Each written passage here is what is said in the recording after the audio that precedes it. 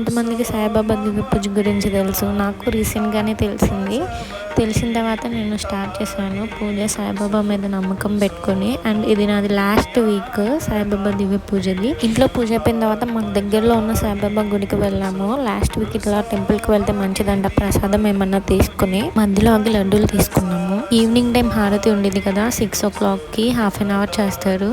ఆ టైంకి వెళ్ళామన్నమాట. కరెక్ట్గా టెంపుల్కి వెళ్ళగానే చాలా ప్లెజెంట్గా ఉంది. షిరిడీలో కూడా మేము వెళ్ళినప్పుడు 6 o'clock హారతికి వెళ్ళాము దర్శనానికి.